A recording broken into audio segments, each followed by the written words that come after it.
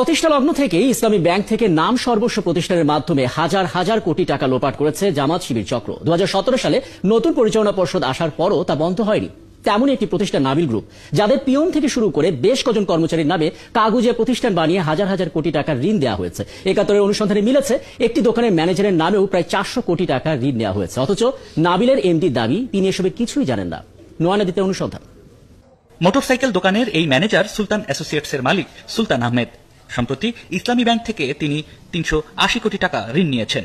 ইসলামী ব্যাংকের কাগজপত্র এসব বললেও বাস্তবে সুলতান মাত্র 20,000 টাকায় চাকরি করেন, যার কোনো কোম্পানি নেই। আর ব্যাংক ঋণের কথা শুনে তিনি আকাশ থেকে পড়লেন। এই আইডি কার্ডটা কি আপনার? হ্যাঁ, আইডি কার্ড। হ্যাঁ হ্যাঁ। আপনি জানেন না যে হচ্ছে আপনার নামে লোন আছে? না, 380 কোটি টাকা।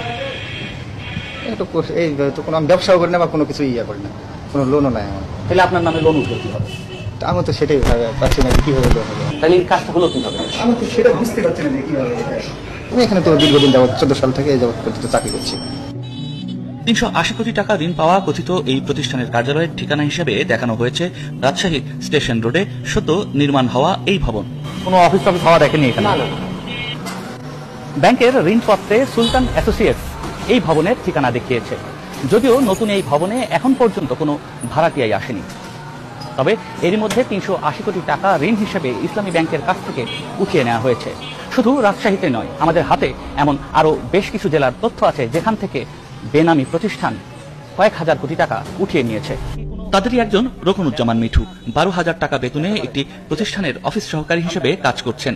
ঋণ নিয়েছেন 950 কোটি টাকা। রাস্তার মোড়ের একটি চায়ের দোকানে দেখা হয় প্রায় 1000 কোটি টাকা ঋণ নেওয়া মিঠুর সাথে। আপনি 950 কোটি টাকা ঋণ নিয়েছেন? হ্যাঁ, দিয়ে কথা একটু গাল ফোন দিয়ে আপনি কাগজ ঠিক আছে কিনা? হ্যাঁ। কোনো উত্তর না দিয়েই দৌড়ে পালান রকনুজ্জামান মিঠু। রাজশাহীর একটি বেসরকারি প্রতিষ্ঠানের হিসাবরক্ষক হিসেবে কাজ করেন শাহজাহান আলী। তার নামে করা প্রতিষ্ঠান SS straight line international limited ঋণ নিয়ে